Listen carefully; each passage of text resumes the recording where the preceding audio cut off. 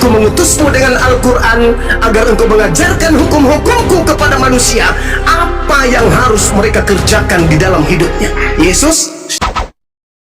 Salam satu Tuhan. Para sahabat, dukung semua ya channel Densa News Muslim. Di like, di subscribe, di share sebanyak mungkin untuk supaya mencegah sahabat-sahabat kita di luar sana Tidak terpengaruh terhadap pemurtadan. Wahai ahli kitab, kamu tidak dipandang beragama sedikit pun, tidak dipandang kacau dalam hidupmu sedikit pun, hingga kamu menegakkan ajaran-ajaran Taurat, Injil, dan Al-Quran yang diwahyukan Tuhanmu kepadamu. Ini Al-Quran mengatakan itu. Artinya Al-Quran mendudukkan Yesus itu sebagai suatu anugerah bagi Bani Israel. Sayangnya Bani Israel itu membuang begitu saja. Nah, apesnya penumpang gelap mengambil keadaan itu, seakan-akan yang mereka sembah ini adalah Yesus yang dibela oleh umat Islam. Padahal enggak. Yang ada adalah orang Kristen mengikuti Kristus yang datang kepada Paulus dan tidak kemudian peduli kalau Yesus anak Maria itu adalah berbeda dengan Yesus yang datang kepada mereka. Makanya muncul ketimpangan ketika Yesus dibela oleh orang-orang Kristen. Pembelaannya itu timpang. Kenapa pembelaannya timpang? Karena Kristen menyatukan antara Kristus yang datang di padang gurun dengan Kristus yang datang kepada Bani Israel. Kristus yang datang kepada Paulus, oleh Paulus terangkan kemudian dalam surat-suratnya, Galatia khususnya, aku diutus kepada non-Yahudi. Dan yang menarik adalah terakhir, Galatia 1 nomor 8. Sekalipun aku atau seorang malaikat dari surga yang memberitakan kepada kamu satu Injil yang berbeda dengan Injil yang telah aku beritakan kepada kamu, terkutuklah dia. Sekalipun kami atau seorang malaikat dari surga yang memberitakan kepadamu satu Injil yang berbeda dengan Injil yang telah kami beritakan kepadamu, terkutuklah dia. Saudara-saudara sekalian, apakah tidak ada akal untuk menelaah pernyataan seorang Paulus yang begitu sombong? Kalau malaikat dari surga sudah pasti utusan Tuhan. Tapi kata Paulus, utusan Tuhan sekalipun yang datang dari surga memberitakan Injil yang selain daripada Injil yang aku beritakan, terkutuk. Malaikat Tuhan artinya wakil Tuhan, dikutuk sama Paulus kalau berbeda dengan Injil 13 kitab yang dia jual kepada Roma. Permasalahannya sekarang adalah, adakah Injil Lukas yang dimaksud oleh Paulus? Adakah Injil Yohanes? Adakah Injil Markus? Adakah Injil Matius? Itu adalah Injilnya Paulus. Sungguh saya tidak menemukan itu. 18 tahun saya mengkaji Bible, bolak-balik. Saya tidak pernah menemukan Paulus mengajarkan Injil Lukas. Saya tidak pernah menemukan Paulus mengajarkan Injil Markus, Matius, dan juga Yohanes. Dengan kata lain, menurut lisannya Paulus sedang mengutuk 4 Injil kanonik. Karena kalau di Injil kanonik ini kan masih ada pengajaran hukum Taurat. Seperti ucapan-ucapan Yesus. Yesus mengatakan, lebih mudah langit dan bumi lenyap daripada setitik hukum Taurat itu dibatalkan. Bertentangan dengan Injilnya Paulus. Yohanes mengatakan, Bapa lebih besar daripada Yesus. Yesus hanyalah utusan Tuhan. Tuhan itu tidak serupa dengan makhluk. Bertentangan dengan 13 Injilnya Paulus. Markus juga mengatakan hal yang sama. Bagaimana pencipta langit dan bumi itu tidaklah manusia, bukan juga anak manusia. Itu juga bertentangan dengan 13 kitabnya Paulus. Begitu juga Matius. Semua bertentangan dengan apa yang diajarkan oleh Paulus dalam 13 Injilnya. Maka dengan kata lain, Paulus tidak menjadikan sub-sub materi yang muncul di dalam 4 kitab kanonik ini sebagai unsur yang muncul di dalam pengabarannya di dalam 13 kitab tersebut. Dengan kata lain, Paulus sedang mengutuk kitab kanonik miliknya Kristen. Ini fakta. Ini real, tertulis dalam Bible. Sekalipun seorang malaikat dari surga yang memberitakan satu Injil yang berbeda dengan Injil yang telah kami beritakan kepadamu, maka terkutuklah dia. Apakah pemberitaan Yohanes dalam hal ini, kitab Yohanes itu seia sekata dengan Paulus? Adakah mereka satu kelompok untuk kompak mengajarkan Yohanes? Adakah Paulus mengajarkan kitab Yohanes? Adakah Paulus mengajarkan kitab Lukas? Adakah Paulus mengajarkan kitab Markus? Adakah Paulus mengajarkan kitab Matius? Tidak ada. Begitu juga sebaliknya, penulis Markus, Matius, Yohanes, adakah mengajarkan 13 buku miliknya Paulus? Tidak juga. Berarti orang-orang ini adalah orang yang lolos seleksi pada saat konsili-konsili, pada saat pengkanonan kitab dan surat-surat Paulus pada meja Katolik Romawi pada abad keempat. Tapi penulis dengan penulis yang lain tidak pernah kompak memberitakan kitab-kitab mereka. Maka Paulus dengan kata lain sedang mengutus penulis Bible yang lain, dan juga kemudian Yesus memiliki kitab yang lain, pengajaran yang lain berdasarkan informasi-informasi yang ada.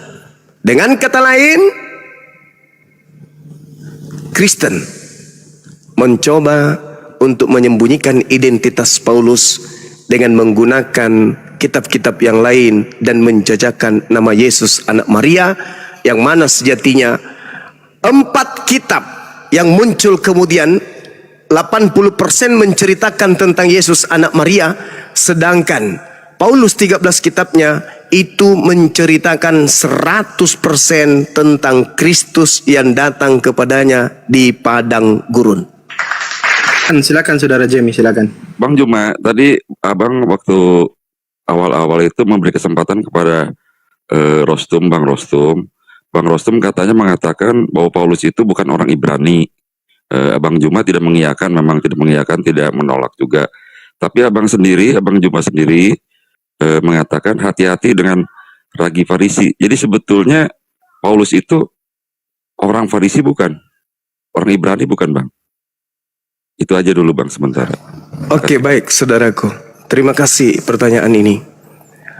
Saya mengatakan apa yang tertuang di dalam Bible. Saya mengatakan menurut cerita yang ditulis oleh Lukas itu sendiri adalah asisten Paulus dalam Kisah Para Rasul 22 nomor 28. Paulusnya berkata, aku lahir sebagai warga negara Roma, lahir sebagai orang Roma. Tapi menurut pengakuan Paulus, kalau kita ikutin, maka itu jauh lebih berbahaya. Kenapa saudaraku?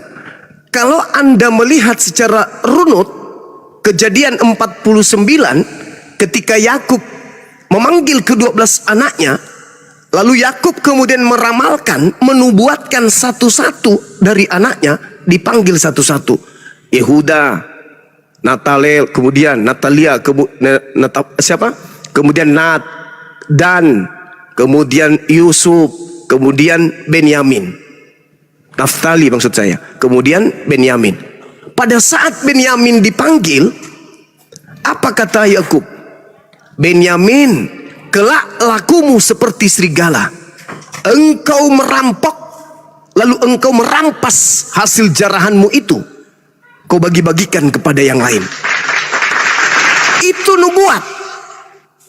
Paulus mengatakan di dalam Filipi 3 nomor 5, aku orang Yahudi, aku orang Ibrani dari suku Benyamin. Dari suku Benyamin dan beraliran Farisi. 1, Yesus minta waspada kepada orang Farisi. 2, Yesus meminta waspada kepada serigala yang nyamar domba. Tadi Benyamin dinubuatkan oleh ayahnya sendiri, Yakub. Apa kata ayahnya?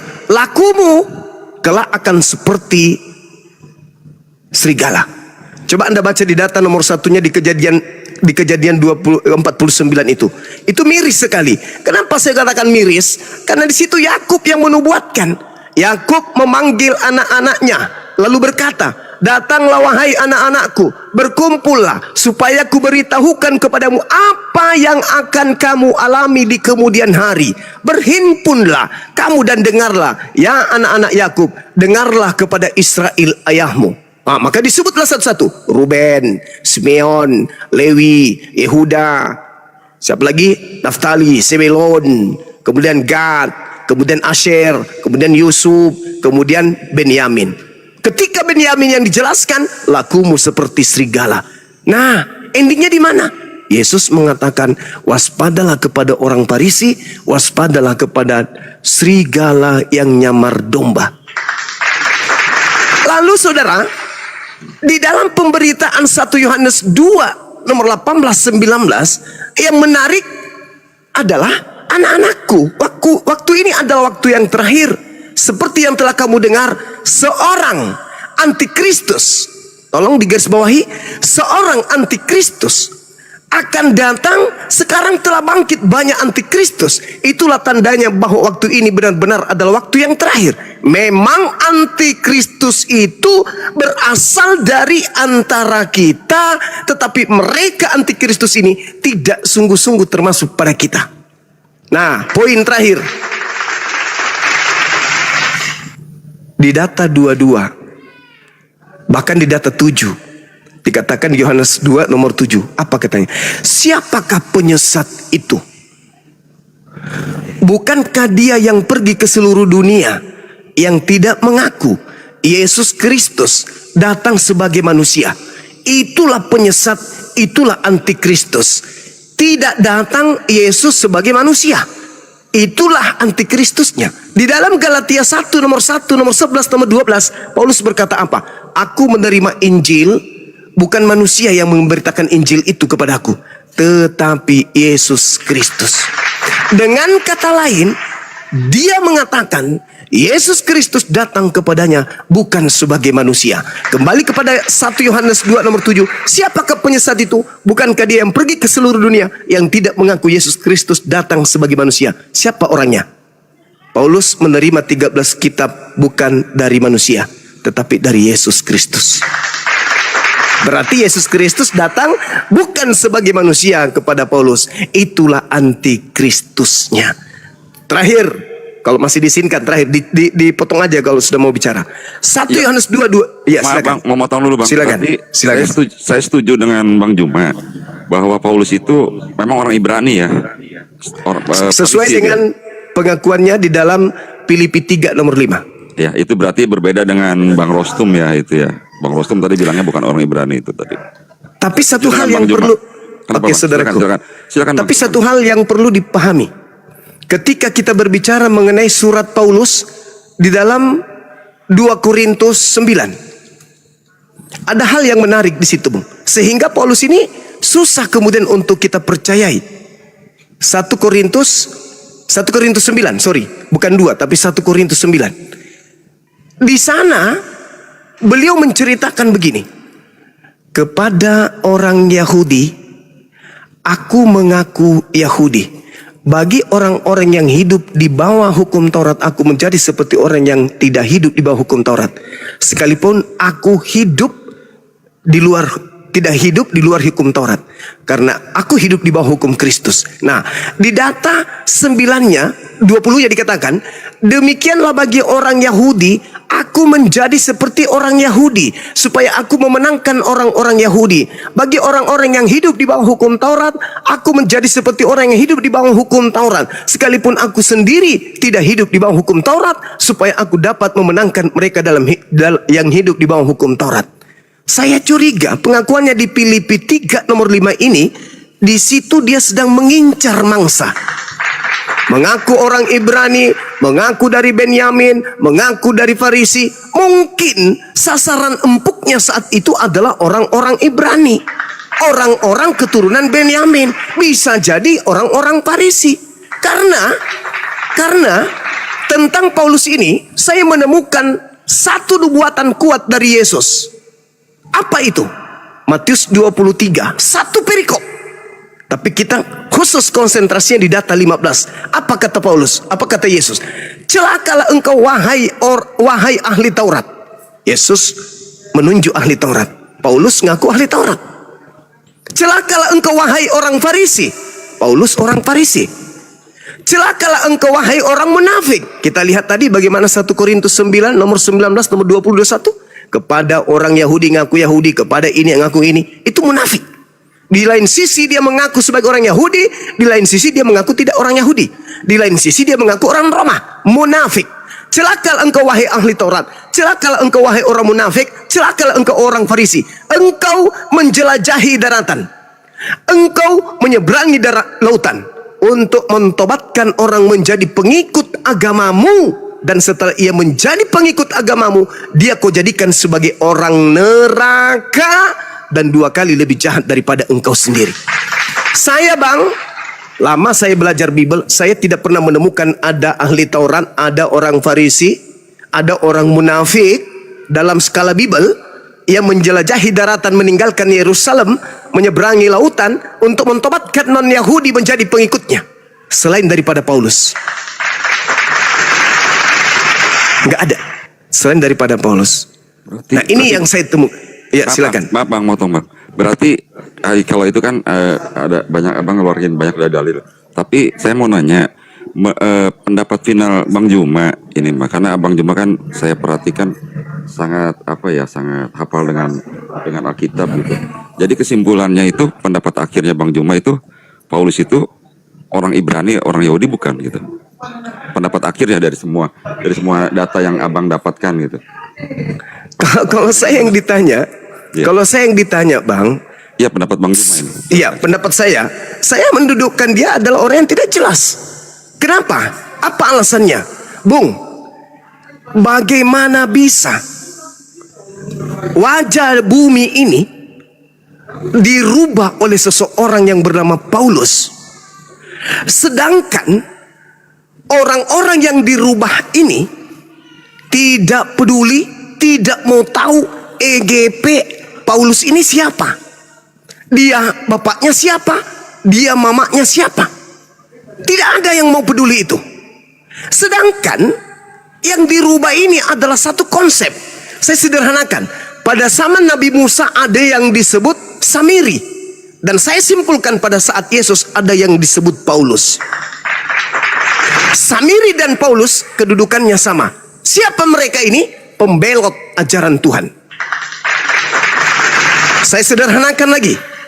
Ketika Yesus sendiri yang ngomong nih. Yesus yang ngomong. Manusia tersesat setelah Yesus itu pergi. Bukan karena orang yang menyesatkan bergelar sallallahu alaihi wasallam. Bukan karena orang itu berasal dari tanah Arab. Tetapi Yesus mengatakan apa? Kamu akan disesatkan oleh oknum yang mengaku bertemu dengan Kristus di padang gurun, di dalam bilik rahasia. Paulus, Bung, kalau Anda kaji secara histori, Paulus menulis surat di dalam penjara kamar rahasia. Dalam bahasa Yunani, Taimeong. Taimeong itu adalah bilik rahasia. Paulus menulis surat di sana. Minimal ada 3 surat yang ditulis Paulus dengan mengaku bertemu dengan Yesus. Berarti dia bertemu dengan Kristus dalam bilik rahasia. Di padang gurun ketika dia menuju ke Damsik, dia bertemu dengan Kristus. Dan Yesus dia mengatakan, waspadalah kepada penyesat yang datang kepadamu. Jadi ketika ada orang berkata ada Kristus di padang gurun, ada Kristus dalam bilik, jangan kamu percaya. Sebab Kristus palsu dan nabi palsu akan datang melakukan banyak mujizat sekiranya mungkin menyesatkan murid-murid pilihan. Saudara, kalau murid pilihan saja disesatkan, bagaimana dengan kita? Apa bukti sabar sedikit. Apa bukti kesesatannya, keberhasilan penyesatannya? Kristen kalau ditanya tentang pola konsep Tuhan, kacau bang. Tentang konsep kitab suci, kacau. Tentang kerasulan Paulus, kacau.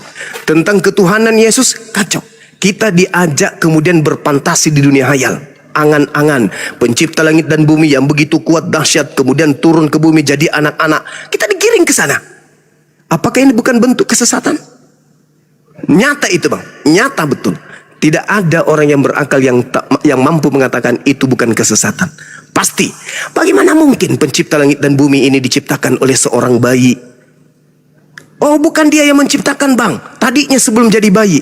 Nah, berarti Tuhan pencipta langit dan bumi, ketika dia sudah menjadi bayi, berarti dia kehilangan kekuasaan. Sedangkan pencipta langit dan bumi itu maha kuasa. Artinya maha itu tidak ada titik, detik, menit, jam, apalagi tahun. Dia kehilangan kekuasaan. Maha itu tak ada hentinya, kekal. Kalau dia maha hidup, hidup kekal. Maha kuasa, kuasa kekal. Maha pencipta, pencipta kekal. Maha perkasa, perkasanya kekal. Maha suci, sucinya kekal. Tidak pernah ada titik di mana dia jatuh dari kemahaannya itu.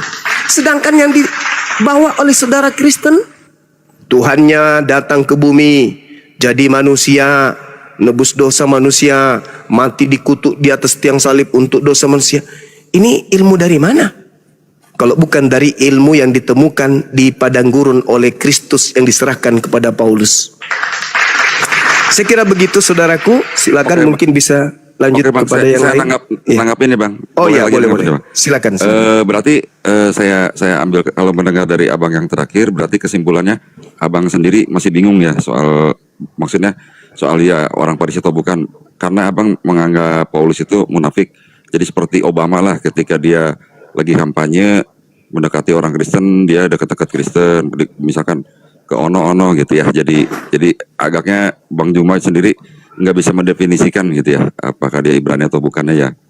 Begitu ya Bang ya, kurang lebih ya Bang. Iya. Oke, yang kedua Bang, boleh nanya lagi yang kedua Bang? Boleh. Begini Bang, saya perhatiin abang juga termasuk sama yang lain-lain juga. Kenapa saya merasa bahwa kenapa Paulus itu sering dijadikan kambing hitam dengan alasan hukum Taurat itu.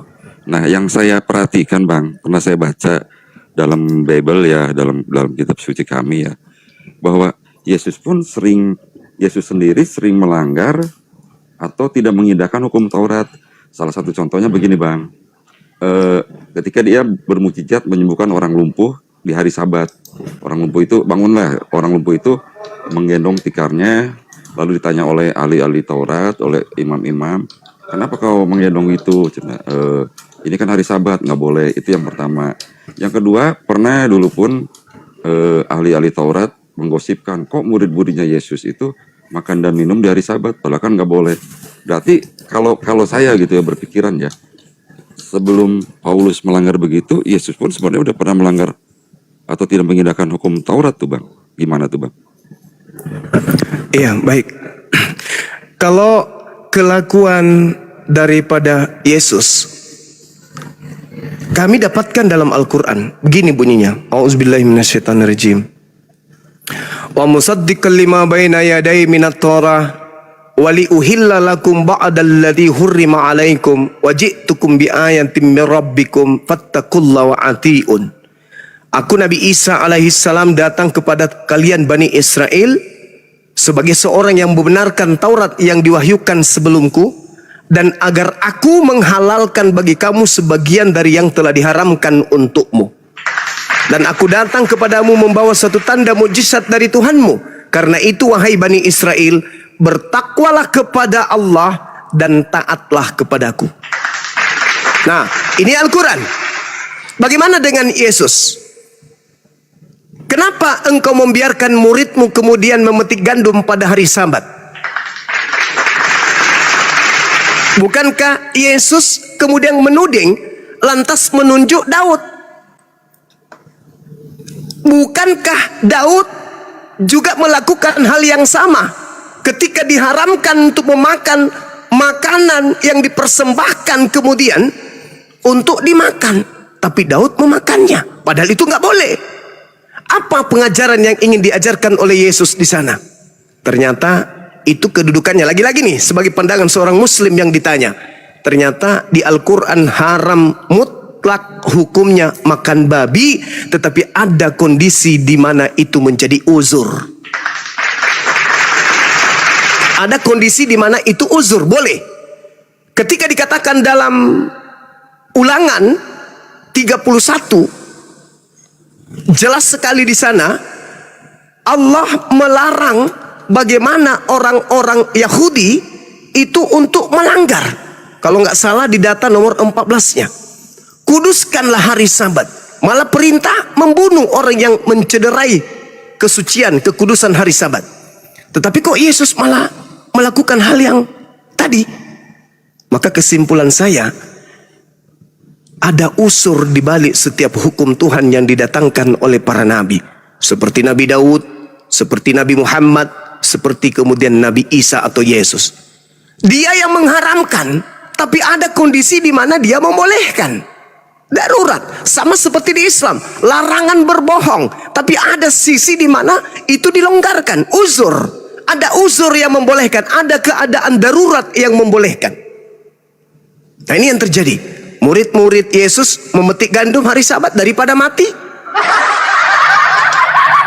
Haram makan babi daripada mati. Artinya, tidak ada lagi makanan yang lain. Tak ada lagi makanan lain. Kalau tidak dimakan mati, tetapi dimakan untuk secukupnya saja. Bukan makan lantas dibungkus, di karung, dibawa pulang ke rumah, bukan. Sekira begitu, saudara. Berarti abang pun mengetahui ya, menyetujui bahwa memang Yesus pun tidak mengindahkan hukum Taurat ya bang, betul kan? Kurang lebih dengan Yesus alasan itu, yang tadi abang sebutkan. Dengan iya. alasan yang tadi abang Coba sebutkan. kita lihat. Yang menguatkan saya berargumentasi seperti itu apa? Matius 5 nomor 19. Apa kata Yesus? Barang siapa yang menghilangkan hukum Taurat meskipun yang paling terkecil dan mengajarkan kepada orang lain, maka dia akan menempati tempat terhina di dalam kerajaan langit. Maka tidak mungkin status Yesus di sana membatalkan hukum Taurat. Tidak mungkin membatalkan perintah daripada kuduskan hari Sabat. Tidak mungkin. Itu karena uzur. Seperti itu, Bang. Oke, terima kasih bang. Bang, yang Sama-sama. ketiga nih bang. Bang, yang ketiga nih bang, maaf bang. Iya, Bang, iya. saya ngobrol dengan Bang Juma, saya baru nyadari Bang Juma enak diajak bicara sebetulnya. Jadi banyak yang rumor-rumor yang nggak tepat lah mengenai Iya. Bang Juma. Sorry bang. Sebelum kita lanjut, saya minta maaf dulu. Yang saya maksud tadi tentang hari Sabat itu bukan Ulangan 31, tetapi Keluaran 31 ayat 14. Maaf. Silakan. Oke, siap. Bang, ini yang ketiga. Ya, yang ketiga bang ya. Tadi saya Siap. mendengar ada bang-bang di atas mengatakan bahwa orang Katolik itu menyembah patung. Saya mau nanya pendapat pribadi Bang Juma yang sudah Iya. pasti bergaul dengan golongan Katolik atau Kristen pasti ya, selain dengan pastinya Muslim itu. Apakah abang percaya dengan omongan itu bahwa orang Katolik menyembah patung? Pendapat pribadi Bang Juma. Iya, Pengalaman. jadi gini saudara. Sama seperti orang Quraisy ketika mereka ditanya, siapa yang menciptakan engkau? Apa kata orang-orang Quraisy? Allah.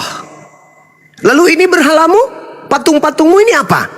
Oh, karena Allah itu tidak bisa kami lihat, maka kami membuat mediasi sebagai penyambung kepada Allah. Dia bukan Tuhan kami. Ini hanya mediasi saja untuk kami berkomunikasi dengan Tuhan kami. Sama seperti itu. Cuman apesnya, orang-orang Quraisy pra-Islam tidak ada perintah kepadanya jangan bikin patung. Jadi kalau orang Katolik mengatakan kami tidak menyembah patung, oke. Tapi sebelum patung itu Anda buat dan sebelum Anda menyembahnya atau menuhankannya, atau sekalipun Anda tidak menuhankannya, tapi kan Anda pegang kitabnya Yahudi. Ada perintah, jangan membuat patung bagimu yang menyerupai apapun yang ada di langit, mau apapun yang ada di bumi. Ini larangannya. Larangan pertama. Larangan kedua, kalau toh kamu sudah terlanjur melanggar perintahku yang pertama, jangan kamu sembah. Jangan kau sujud menyembah kepadanya atau beribadah kepadanya, sebab aku Tuhan Elohimmu adalah yang cemburu. Itu poinnya. Yang ketiga, untuk menganulir itu semua. Apakah ini pelanggaran bagi Katolik? Mohon maaf, saya katakan bukan pelanggaran bagi Katolik. Loh, kok Kok bisa Bang semua? Karena larangan jangan membuat patung itu adalah perintah Tuhan hanya kepada Bani Israel.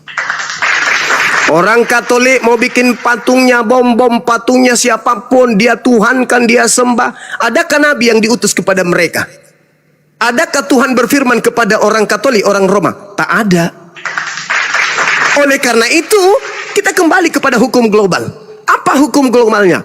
Shema Israel, Adonai Eloheinu, Adonai Ahad.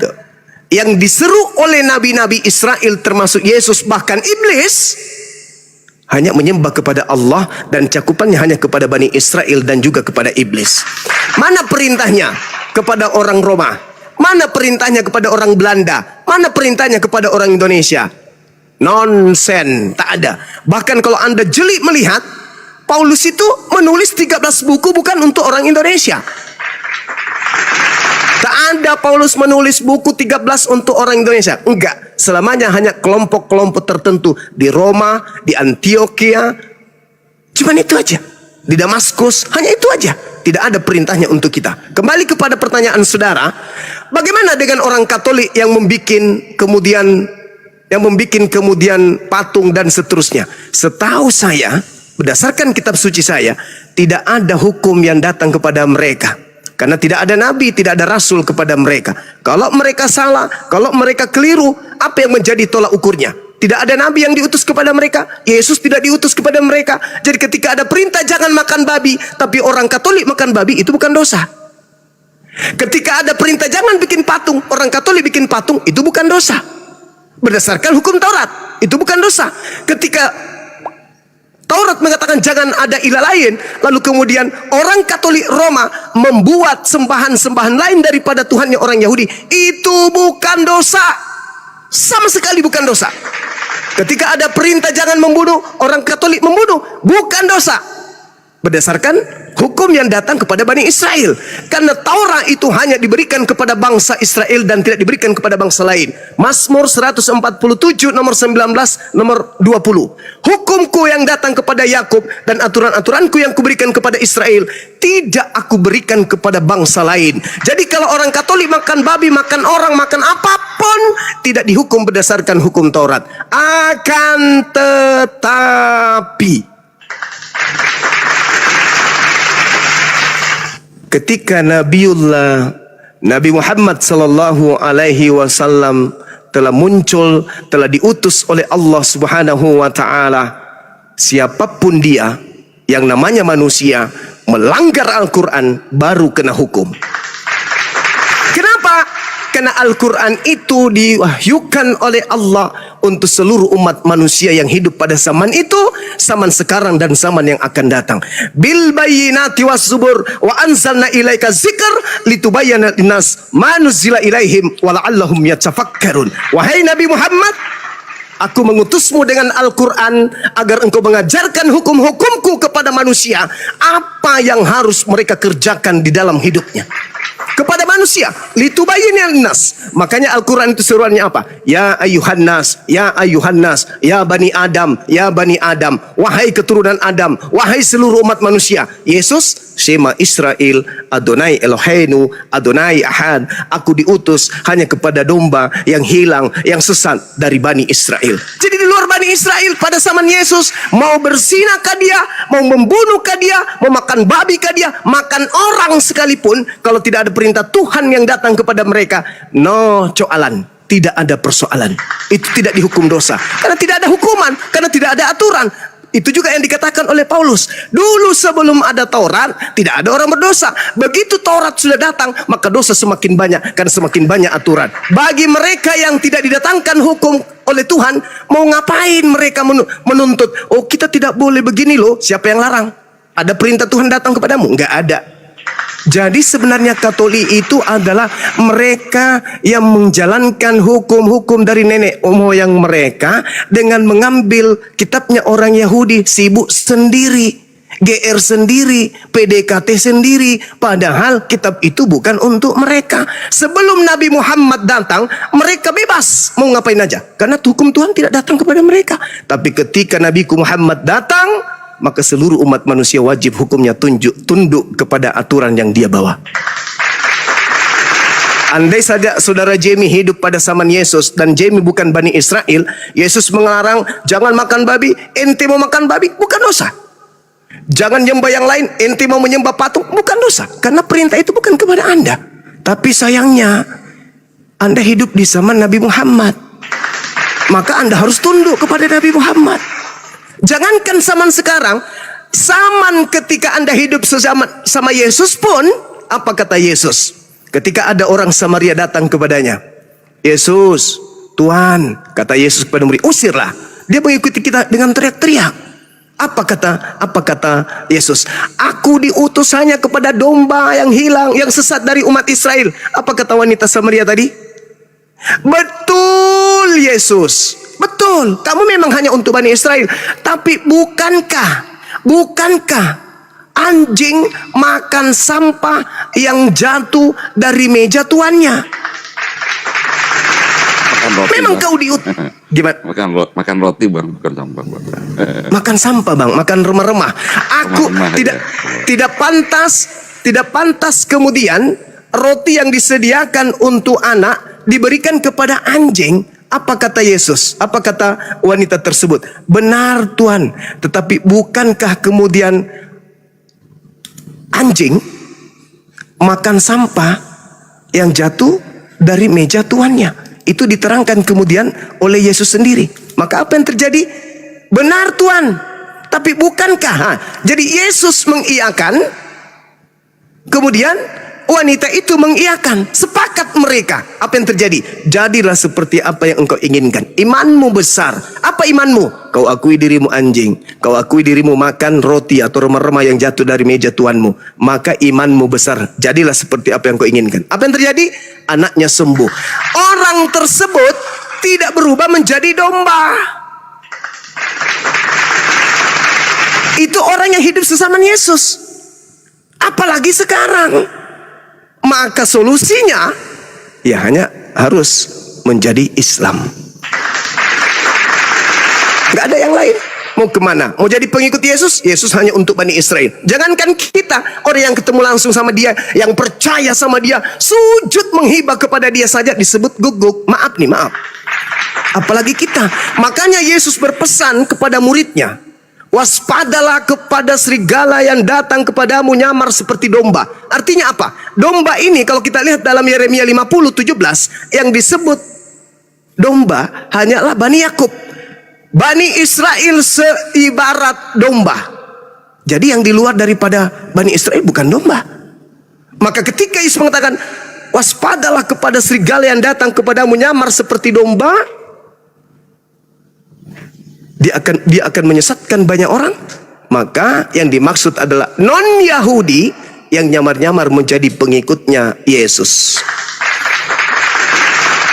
Nah sekarang ada dua skala besar. Ada komunitas besar di atas dunia ini yang ngaku-ngaku domba. Orang Yahudi, domba dari Yakub, dan orang Kristen, domba dari Yesus. Kira-kira yang mana yang palsu, yang mana yang nyamar? Yahudi nyamar Yahudi atau non-Yahudi nyamar Yahudi?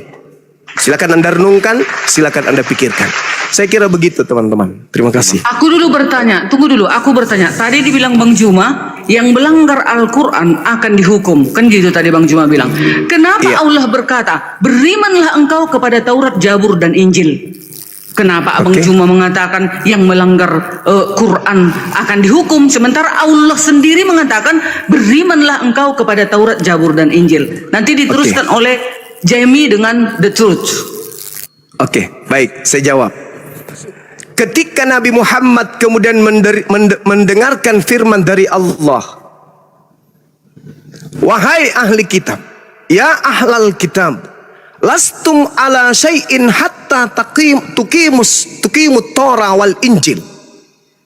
Wahai ahli kitab, kamu tidak dipandang beragama sedikit pun hingga kamu menegakkan ajaran-ajaran Taurat. Taurat dulu. Taurat mengajarkan Tuhan akan mengutus seorang nabi yang sama seperti Nabi Musa, di mana Tuhan akan menyimpan firman-Nya dalam mulutnya. Di data nomor 19-nya dikatakan Bismi Anoki. Nabi itu setiap berucap dia akan mengawali ucapannya dengan Bismi Anoki, dengan menyebut namaku. Nabi Muhammad setiap kali menerima wahyu diawali dengan Bismillahirrahmanirrahim. Aku akan menyimpan firmanku di mulutnya. Dia seperti Musa. Lalu dia mengatakan bahwa Nabi itu akan mengucapkan apa yang didengarkan. Dia tidak mengucapkan apa yang tidak datang dariku. Nah, sekarang hal ini dibenarkan. Terlalu jauh kita kepada ulangan. Coba, yang dilakukan kemudian oleh Lukas dalam pemberitaannya Kisah Para Rasul 3 nomor 2223. Bukankah di dalam kitab Taurat Musa dikatakan bahwa Tuhan akan mengutus seorang nabi yang sama seperti Nabi Musa. Dan akan terjadi, barang siapa yang tidak mendengarkan nabi tersebut akan dibasmi dari umat kita. Sebagaimana Nabi Musa membasmi setiap musuh yang ada di depannya, begitu juga Nabi yang sama seperti beliau, dia akan membasmi orang-orang yang melanggar atau yang membantah hukum Tuhan yang datang kepadanya. Siapa Nabi yang dituliskan oleh Lukas dalam Kisah Para Rasul ini? Siapa yang tidak mendengarkan Nabi tersebut, yang sama seperti Nabi Musa, dia akan dibasmi, dia akan dilenyapkan, dia akan diperangi. Dan akan terjadi, bahwa siapapun akan terjadi, berarti harus. Kalau Yesus nabinya, justru Yesus yang dibasmi. Lalu siapa nabi itu? Tak lain dan tak bukan adalah baginda Rasulullah Muhammad SAW. Kembali kepada pertanyaan. Jadi kamu harus menegakkan Taurat itu, di mana Taurat itu sudah mengatakan aku di dalamnya.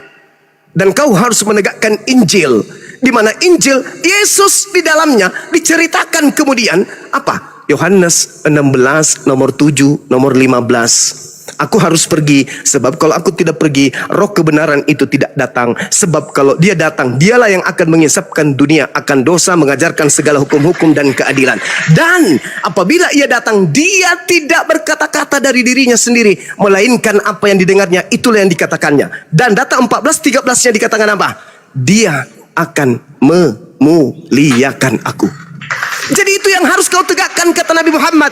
Ya ahlal kitab, lastum ala sa'in hatta tuqimu Torah wal Injil wa ma unsila ilaikum mir rabbikum. Wahai ahli kitab, kamu tidak dipandang beragama sedikit pun hingga kamu menegakkan ajaran-ajaran Taurat dan Injil dan Al-Quran yang diturunkan Tuhanmu kepadamu. Kenapa Nabi Muhammad mengatakan Al-Quran diturunkan kepada orang Yahudi, orang Nasrani? Karena memang litubayyina linnas, Al-Quran itu diwahyukan untuk kita semua, bukan hanya satu kelompok saja. Makanya kalau kita berbicara hukum Taurat seperti yang saya dengarkan dari Bu Darni tadi, bagaimana kalau saya harus mengikuti Taurat, habis binatang mati dan seterusnya? Itu kalau hukum Taurat masih berlaku sampai hari ini, maka setiap orang yang haid harus kemudian berkorban 2 merpati.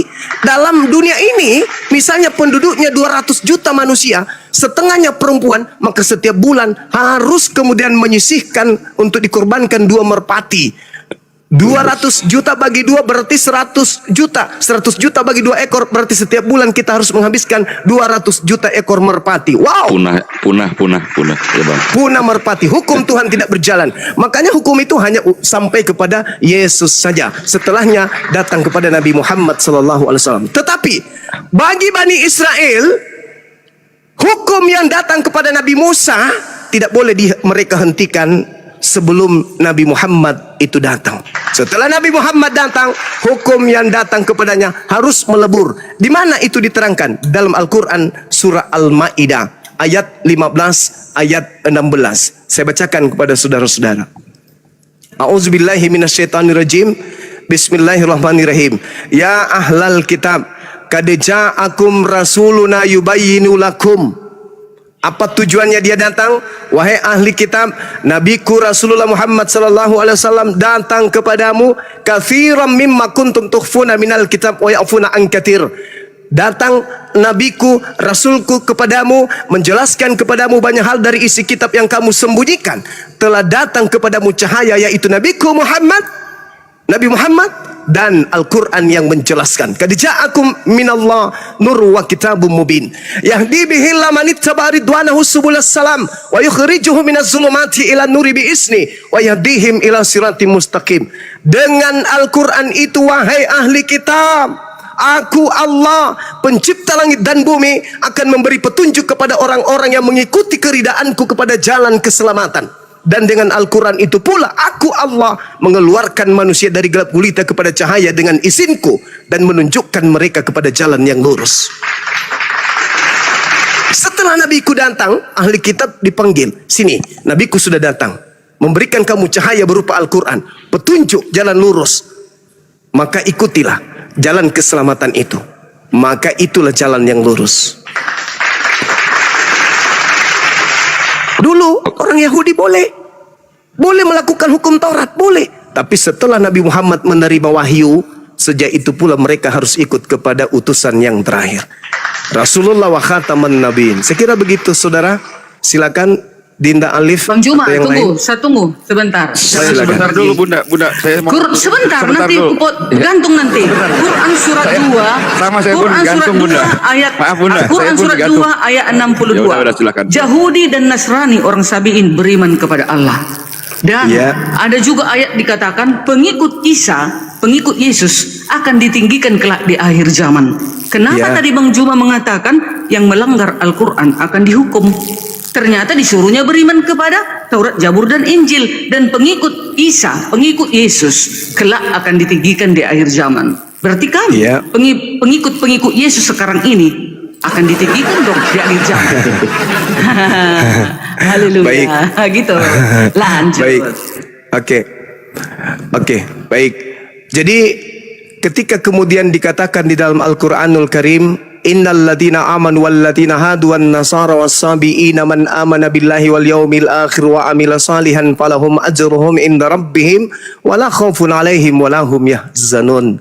Sesungguhnya orang-orang yang beriman, satu, orang-orang Yahudi, orang-orang Nasrani, orang Sabi'in, siapapun saja di antara mereka yang beriman kepada Allah dan hari akhir dan melakukan kebajikan, mereka mendapat pahala dari Tuhannya, tidak ada rasa takut pada mereka dan mereka tidak bersedih hati.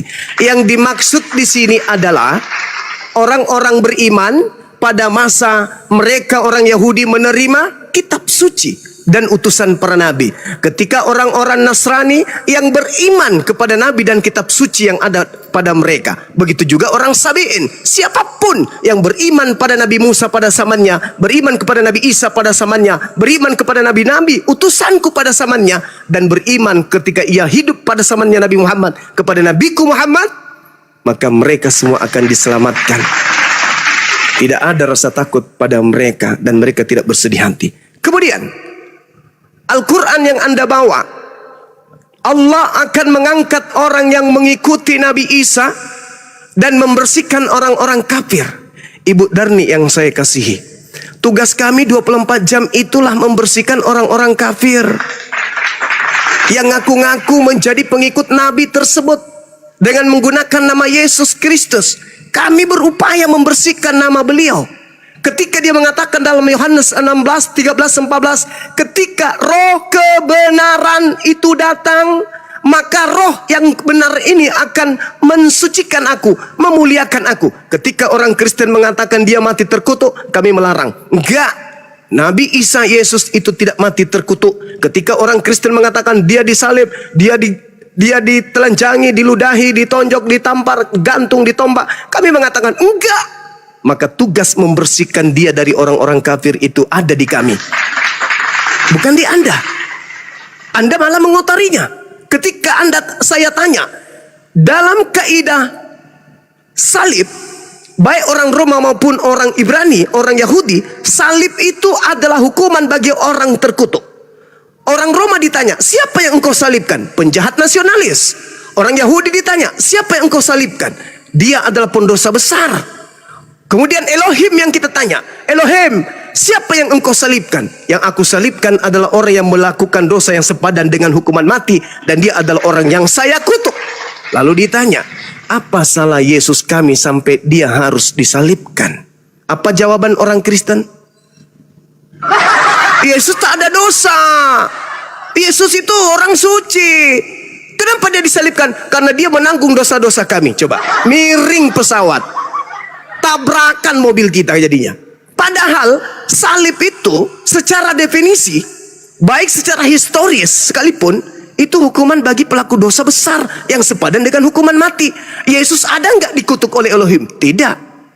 Sedangkan yang dikutuk oleh Elohim, rangkaian perintah dan ajakan bahkan kutukan dalam Bible, Perjanjian Lama, terkutuk, terkutuk. Mereka semua itu adalah orang yang dinisbahkan kemudian kepada pelanggar Taurat. Contoh, Ulangan 27 nomor 25. Terkutuklah orang yang makan suap. Sekarang antara Yesus dan Yudas, siapa yang makan suap? Yudas. Berarti siapa yang terkutuk? Orang Kristen mengatakan Yesus. Tabrakan pesawat. Yang dikutuk Tuhan itu yang makan suap. Ia melakukan dosa yang sepadan dengan hukuman mati. Ulangan 21 nomor 22-23. Apabila ada seseorang melakukan dosa yang sepadan dengan hukuman mati, lalu engkau hukum dia, jangan kau biarkan mayatnya semalam-malaman di atas tiang. Sebab orang yang mati karena orang yang digantung terkutuk oleh Elohim, jangan kau biarkan jasadnya menyentuh tanah yang diwariskan Tuhan kepadamu. Loh, kenapa harus ke situ Bang Suma? Yes, petunjuknya dari Paulus sendiri kok. Galatia 3 nomor 13. Kristus telah menebus kita dari kutuk hukum Taurat dengan jalan menjadi kutuk sebab ada tertulis, terkutuklah dia yang mati di atas tiang salib. Tertulis di mana? Cek per cek, ternyata di Ulangan 21 nomor 22-23. Ternyata yang tertulis di situ adalah yang dikutuk oleh Elohim. Kembali kepada Yesus. Apa dosa Nabi kami? Apa dosa Yesus kami? Sampai dia harus dikutuk. Oh, ternyata dosa maling ayam, dosa perkaos ibu kandung, perkaos anak kandung, membunuh ayah, membunuh anak, merampok, memperkosa dan korupsi, itu ditanggungkan kepada dia. Oh gitu. Jadi Nabi kami ini dikutuk karena dosa-dosa maksiat kalian. Oh, hebat kali. Nah, ini yang terjadi. Maka kami datang membersihkan beliau dari kalian yang melemparkan semua kotoran yang ada di atas muka bumi ini ke pundaknya. Sungguh beliau adalah nabi suci, terkemuka di dunia dan akhirat, dan kami tugasnya membersihkan beliau dari sangkaan-sangkaan orang kafir yang ada di tengah-tengah beliau. Sekira begitu. Silakan. Oke Bang Juma, satu Siap. pertanyaan lagi, setelah itu saya turun ya. Satu pertanyaan lagi, setelah itu saya turun. Tapi sebelumnya saya memberi pernyataan dulu.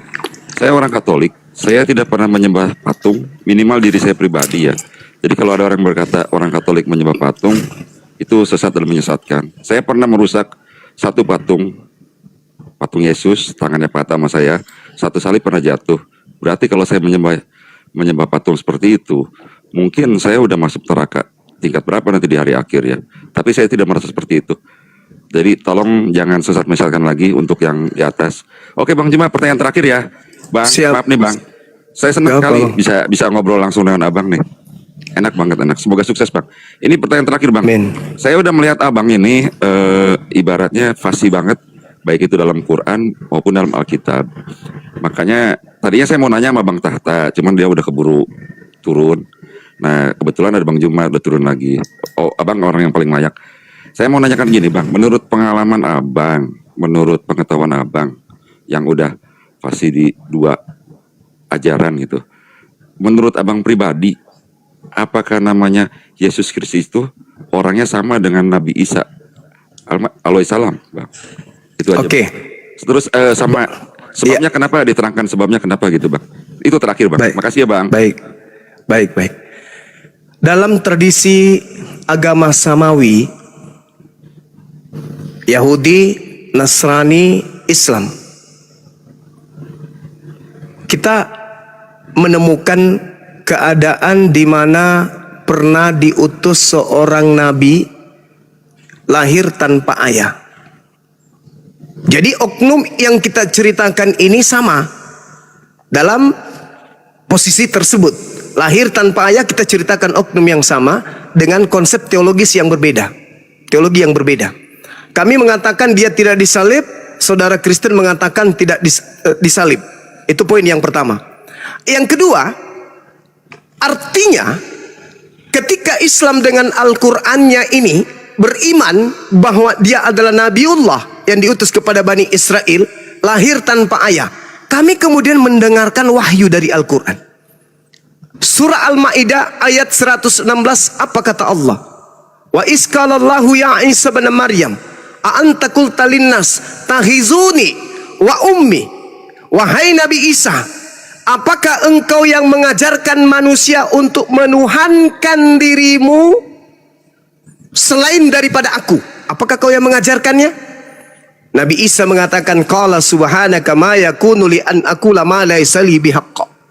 Nabi Isa mengatakan, maha suci engkau ya Allah, aku tidak mengatakan apa yang bukan hakku untuk aku katakan dan aku sampaikan. Apa yang aku sampaikan kepada mereka? Ma qultu lahum illa ma amartani bi ani abudullah rabbi wa rabbakum. Aku hanya mengatakan kepada mereka, sembahlah Allah Tuhanku dan Tuhanmu. Lambat laun saya bertumbuh menjadi seorang muslim. Saya baca Bible. Ternyata Yesus mengatakan di dalam Yohanes 12:49, aku berkata-kata bukan dari diriku sendiri. Apa yang aku katakan adalah apa yang diberikan Tuhan untuk aku katakan dan aku sampaikan. Itu yang aku katakan.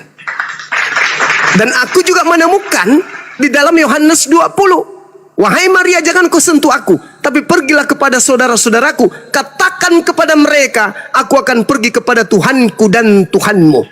Ma qultu lahum illa ma amartani bi ani abudullah rabbi wa rabbakum, Tuhanmu dan Tuhanku. Yohanes 4 nomor 22, aku dan muridku menyembah Tuhan yang kami kenal, dan kalian menuhankan apa yang kalian tidak kenal. Ini melalui proses perjalanan. Lalu kemudian bagaimana dengan pertanyaan? Apakah sama? Dari pola yang Anda dengarkan tadi jelas sama. Nah, apakah ada yang bisa membantu untuk lebih menguatkan? Ada. Di mana itu? Al-Quran. Wa idza husiran nasu kanu lahum bi ibadatihim kafirin. Pada hari terakhir nanti, apa yang mereka sembah selain daripada aku akan menjadi musuh bagi mereka, dan pemujaan-pemujaan, pujian-pujian yang mereka lontarkan kepada yang mereka sembah selain daripada aku akan diingkari oleh dia yang disembah selain daripada aku. Saya dalam proses belajar mendewasakan saya tentang Al-Quran ini, lagi-lagi saya temukan di dalam Bible Matius 7 nomor 22-23. Pada hari terakhir nanti banyak orang memanggil aku Tuhan. Akankah kami bernubuat demi namamu, mengusir setan pakai namamu, bermujizat pakai namamu? Pada hari itulah aku akan berterus terang kepada mereka, enyahlah daripadaku, aku tidak mengenal engkau, kalian semua adalah pembuat kejahatan. Al-Quran saya mengatakan itu, berarti ketika saya ditanya, yang dibahas Al-Quran itu adalah yang diceritakan oleh pewarta di dalam Bible. Yang terakhir, Al-Quran saya menceritakan oknum tersebut. Apa kata Quran? Ketika Allah mengatakan wa qaulihim wa ma qatalu wa ma salabu walakin syubbiha lahum. Mereka tidak membunuhnya, mereka tidak menyalibkan, tetapi mereka diserupakan dengan keadaan tersebut. Artinya penyaliban itu terjadi, pembunuhan itu terjadi sesuai dengan keadaan yang mereka alami, tetapi bukan Nabi Isa yang mereka bunuh. Nah, bagaimana dengan Bible? Rupa-rupanya Bible kalau ditanya tentang Yesus dan Nabi Isa, kesamaannya sudah saya paparkan.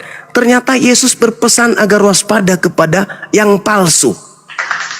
2 Korintus 11 nomor 4 Paulus mengatakan ada Yesus lain. Matius 24 nomor 23, 24, 25, 26 ada Yesus lain. Yesus mengatakan ada Yesus lain selain daripada aku. Paulus mengatakan ada Yesus lain selain yang Paulus ajarkan. Berarti ada dua.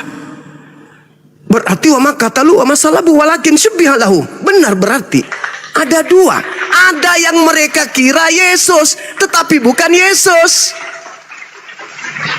Waspadalah kepada penyesat yang datang kepadamu dengan memakai namaku dan berkata, akulah Kristus. Mereka akan menyesatkan banyak orang. Jadi apabila ada orang berkata, ada Kristus di sini, ada Kristus, dan jangan kamu percaya. Sebab Kristus palsu dan nabi-nabi palsu akan muncul dan akan melakukan banyak mujizat sekiranya mungkin menyesatkan orang-orang pilihan juga. Camkanlah, aku telah mengatakannya kepadamu terlebih dahulu. Jadi apabila ada orang berkata bertemu dengan Kristus di gurun, Kristus dalam bilik, jangan kamu percaya. Wow, berarti Yesus mengatakan ada Kristus palsu. Berarti Al-Quran tidak salah dengan mengatakan mereka diserupakan untuk mereka tentang keadaan penyaliban tersebut. Wa ma qatalu wa ma salabu walakin syubbiha lahum. Saya kira begitu saudara, tinggal Maaf, Anda Bang. renungkan. Berarti Ya. kesimpulannya sama atau tidak, Bang? Kesimpulannya antara Nabi Isa alaihissalam dengan Yesus yang datang di tengah-tengah Bani Israel yang berpesan akan datang Yesus palsu, itu adalah oknum yang sama dengan pola kristologi yang berbeda. Tentang apologet ini memang penting untuk kita bahas. Maka saya katakan ketika saya tanya apakah sama? Sama. Yang membedakannya adalah Al-Quran memberikan informasi dari langit, sedangkan Kristen Bible memberikan informasi dari catatan-catatan wartawan yang ada pada zaman tersebut. Sumber kita berbeda. Sumber saya adalah langit, sumber Anda adalah bumi. Maaf, Bang, boleh menyanggah, Bang? Silakan. Bang Juma. Begini, Silakan. Bang. Silakan sama Abang kalau misalkan ada kata itu langsung kata saya yang salah, pernyataan saya yang salah dipotong. Saya udah menuliskan di sini persamaan Yesus dan Nabi Isa Al-Masih ya. Kalau menurut pandang ini persamaannya Bang Juma. Kalau menurut dari Kristen, Yesus itu adalah utusan dari Allah, pembawa firman. Dari sudut pandang Muslim pun itu utusan Allah membawa firman. Sama Bang, setuju ya Bang? Sama. Oke. Ya. Yang kedua, menurut Kristen, Yesus itu lahir dari rahim perawan suci. Menurut pandangan Islam, Nabi Isa lahir dari rahim perawan suci. Sama ya Bang? Sama. Oke.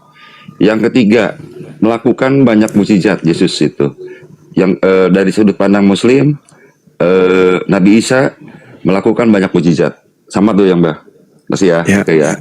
Yang keempat, menurut pandangan Kristen, Yesus itu anak yang suci atau kudus. Demikian pula dengan umat Muslim mengatakan Nabi Isa Al-Masih adalah anak yang suci dan kudus. Sama ya Bang ya? Iya, sama. Tapi ini perbedaan yang mendasarnya Bang. Yang makanya saya meragukan sama itu begini Bang. Ini perbedaannya Siap. ya. Dari Kristen mengatakan mempunyai sudut pandang sebagai berikut. Yesus Kristus itu adalah manusia, utusan, dan juga Tuhan. Sedangkan dari Muslim, dia itu cuma manusia, nabi, dan utusan Allah. Itu beda, betul ya Bang ya? Saya pendapatnya ya? Betul. Betul, Siap. oke. Yang kedua, ibunya Maria. Menurut Kristen, ibunya Maria. Sedangkan menurut Muslim, ibunya Maryam. Tidak jadi masalah, itu mungkin bahasa, pasti itu dibantah. Oh, itu bahasa, oke. Tapi emang beda lah tulisannya gitu ya Bang ya? Sementara ini Iya. kan? Oke. Karena di Kristen itu, di Muslim dulu ya Bang ya. Di Muslim itu, Maryam itu adalah ponakannya Harun dan Musa. Otomatis lahirnya sebelum Masehi Bang.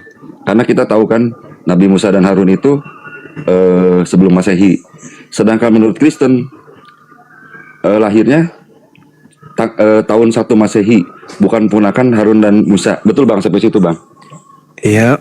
Oke. Ini yang perbedaan pada paling mendasar kan ini Bang. Kalau menurut Kristen disalibkan, mati, dan dibangkitkan.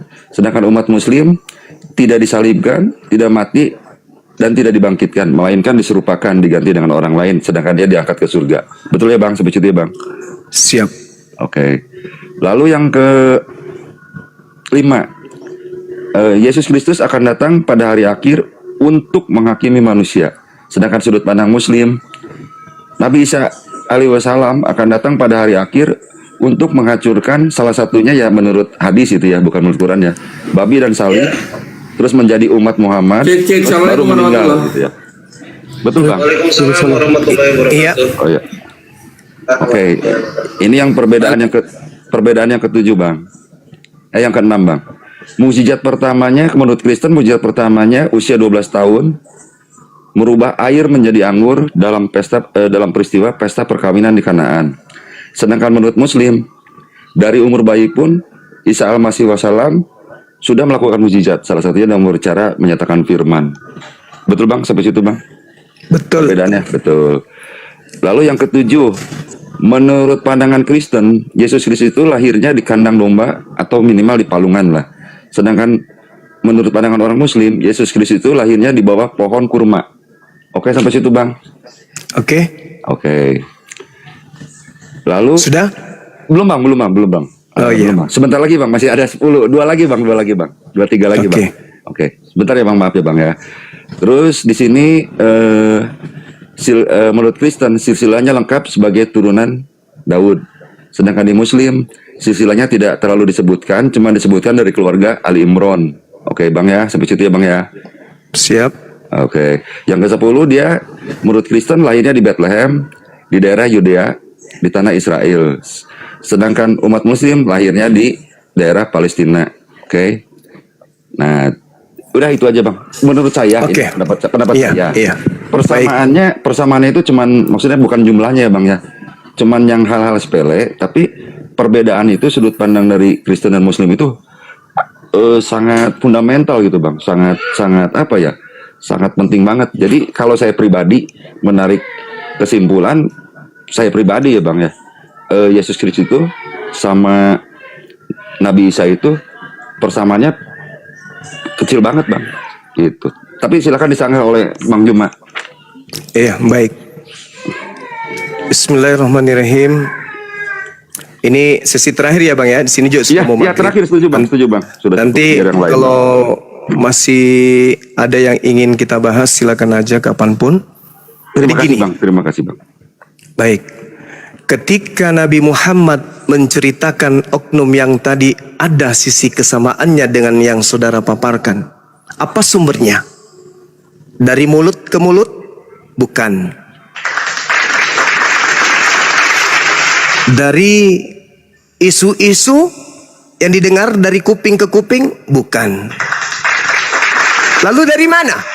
Dari wahyu Al-Quran menceritakan waskur fil kitabi Maryam izin tabasat min ahliha makanan syarqiyah.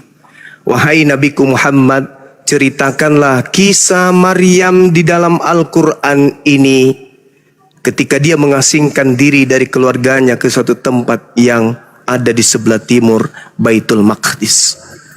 Jadi Nabi Muhammad mendapatkan cerita-cerita gaib dari pencipta langit dan bumi, bukan dari mulut ke mulut, kuping ke kuping, bukan.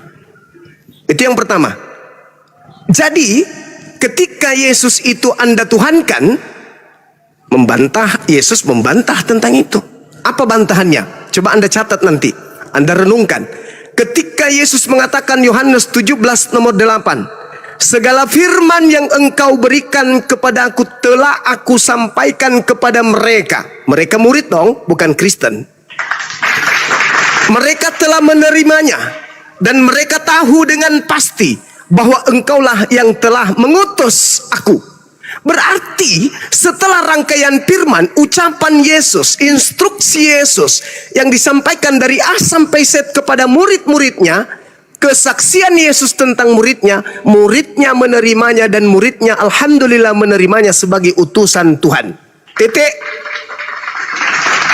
Yesus berbicara mengenai skala prioritas murid-murid utama. Semua firman, semua tinta merah lah ceritanya di dalam Bible, semua telah diberikan kepada murid, murid menerimanya dan meyakini itu yang memberikan kepadanya adalah utusan Tuhan, bukan Tuhan. Satu. Yang kedua, kesaksian Yesus.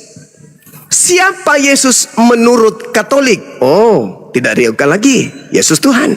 Siapa Yesus menurut Paulus? Oh, sudah pasti Yesus adalah Tuhan yang turun ke bumi, mengambil rupa manusia, tidak mempertahankan keteosannya, melainkan mengosongkan diri dan mengambil rupa hamba. Jelas itu. Tapi apakah itu yang menjadi rujukan? No. Yang menjadi rujukan adalah lisannya Yesus. Siapa Yesus menurut Yesus? Baca Yohanes 5 nomor 36. Ada kesaksianku yang lebih penting dari kesaksian Yohanes Pembaptis. Ingat Bung, kalau kita lihat dalam Matius 21 nomor 31, orang yang disebut, maaf, pesundal, pemungut cukai, rentenir, lebih dulu masuk surga karena mereka mendengarkan ucapan Yohanes. Tidak ada salib-saliban, nggak ada. Kata Yesus, pesundal dan pemungut cukai lebih pertama, lebih utama, lebih duluan masuk surga karena mereka mendengarkan ucapan Yohanes. Begitu tingginya Yohanes ini. Tetapi jatuh posisi Yohanes ketika Yesus mengangkat bicara dan mengangkat kesaksian.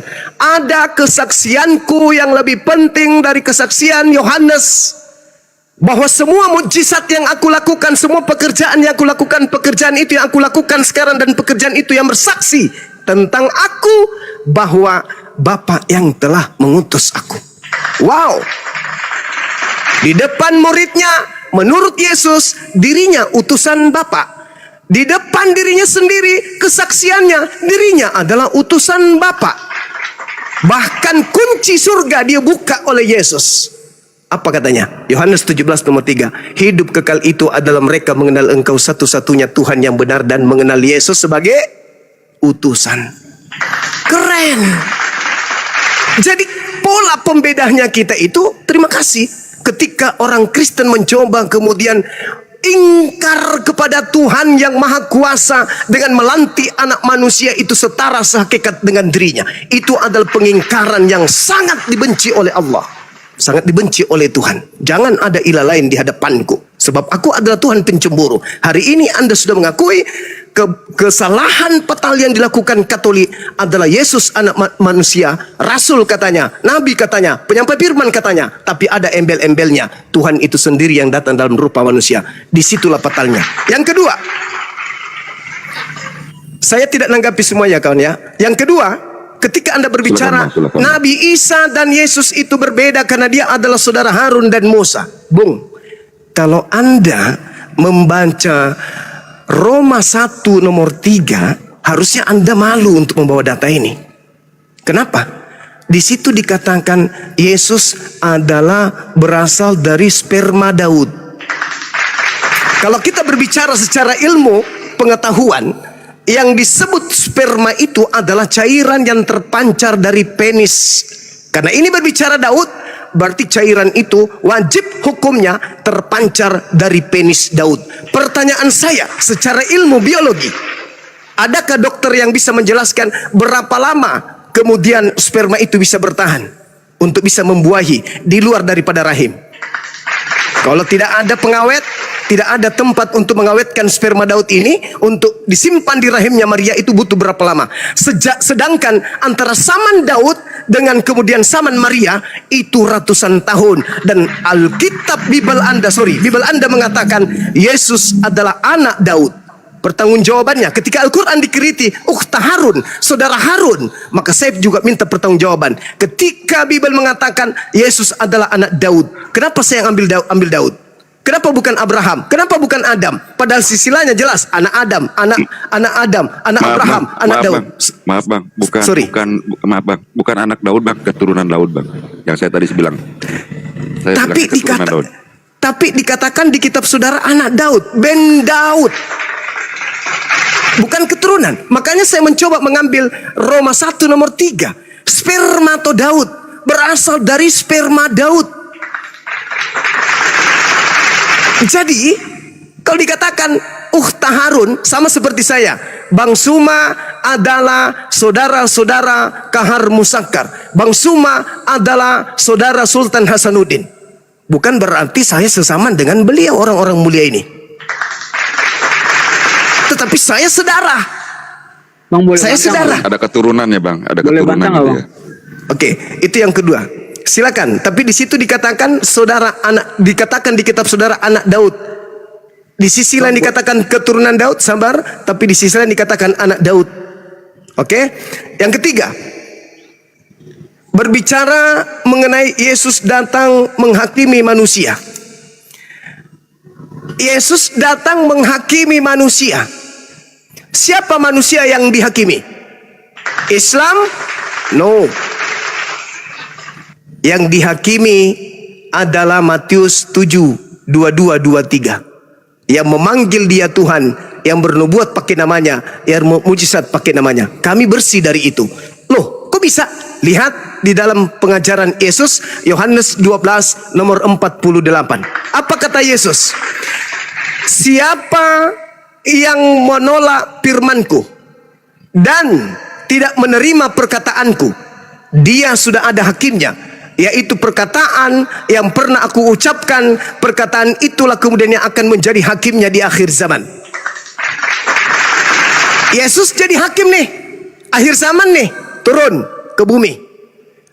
Pola yang ada di dalam Yohanes 12:48, barang siapa yang menolak aku dan tidak menerima firmanku, dia sudah ada hakimnya. Siapa hakimnya? Segala firman yang pernah aku ucapkan, itulah kelak yang akan menjadi hakimnya di akhir zaman. Sekarang Islam tidak menyembah Yesus, Islam tidak menuhankan Yesus, Islam tidak beribadah kepada Yesus, Islam tidak menghakikatkan Yesus dengan pencipta langit dan bumi. Karena memang Yesus tidak pernah mengatakan itu, bahkan mengucapkan bahwa dia adalah utusan Tuhan. Sekarang Kristen yang dihakimi. Ada nggak ucapan Yesus dulu? Jadilah Kristen, jadilah Katolik, jadilah Advent. Ada nggak ucapan Yesus dulu? Aku datang untuk menebus dosa-dosa Adam. Ada nggak ucapan Yesus dulu? Ibadahlah minggu, makanlah babi, sembahlah aku, ibadahlah kepadaku. Ada? Tidak ada. Itulah fungsinya. Beliau datang menghapuskan semua pola yang dibawa oleh Kristen, salib, babi, dan seterusnya.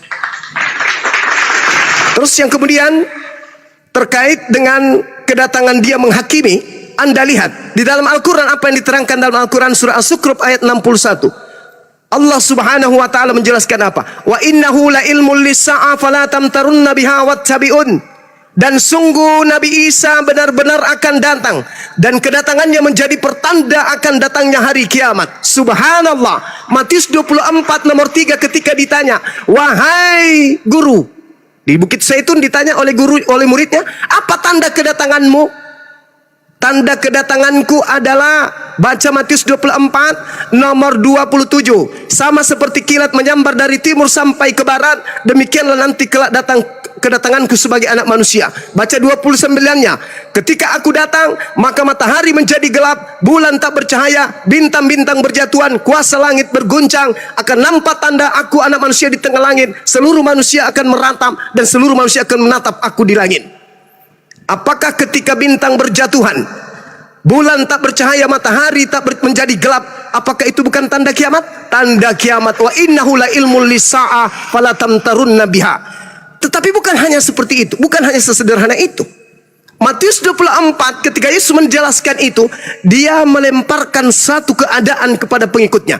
Jadi apabila ada orang mengaku bertemu dengan Kristus di padang gurun, di dalam bilik, tapi tidak disertai tanda-tanda tersebut, matahari gelap, bulan tak bercahaya, bintang berjatuhan, jangan kamu percaya, itu bukan aku.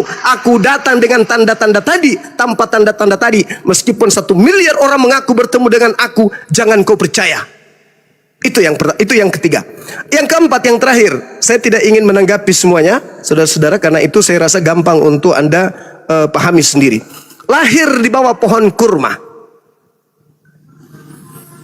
Kalau kita melihat benar tidaknya Yesus ini lahir di bawah pohon kurma atau dia lahir di kandang binatang,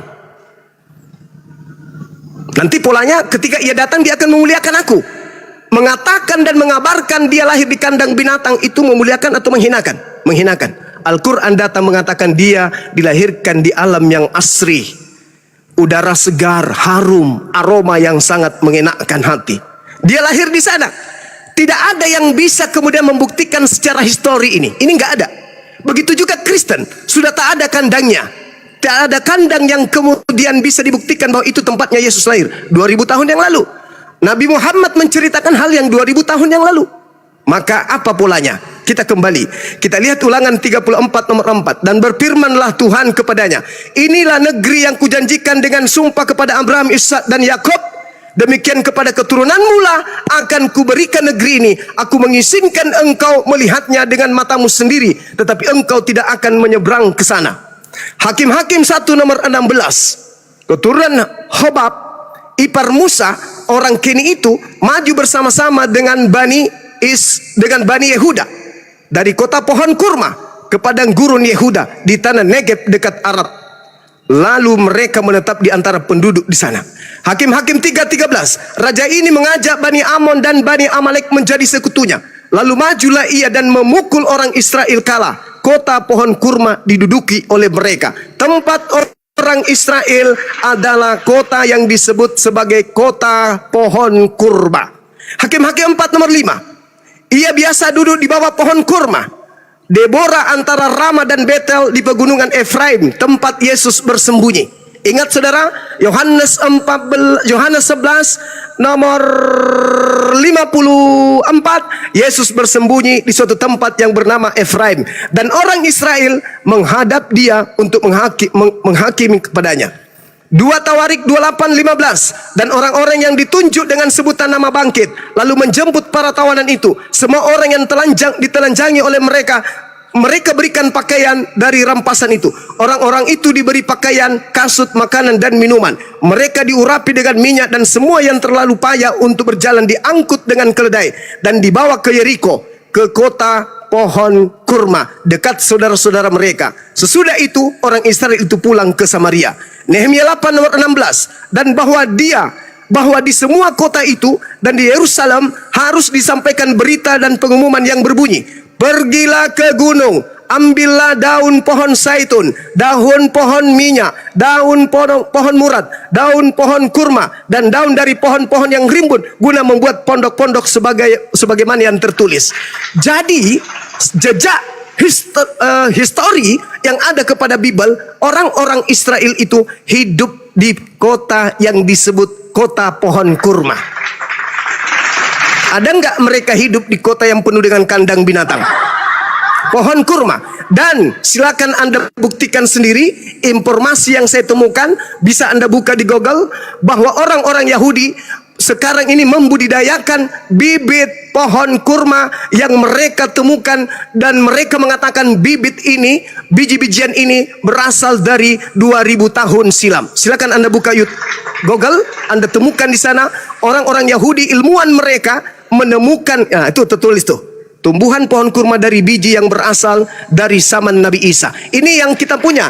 Coba yang asing, yang netral. Di situ ditemukan bahwa para pakar menemukan biji-bijian, dan mereka melestarikan sekarang ini tumbuh pohon kurma yang hidup 2000 tahun yang lalu. Kalau saya mencari sedikit lagi, kalau saya mencari jejak, maka saya akan menemukan data itu di Bible. Tapi kalau saya mencari jejak di Bible tentang kandang domba, saya tidak temukan itu. Demikian.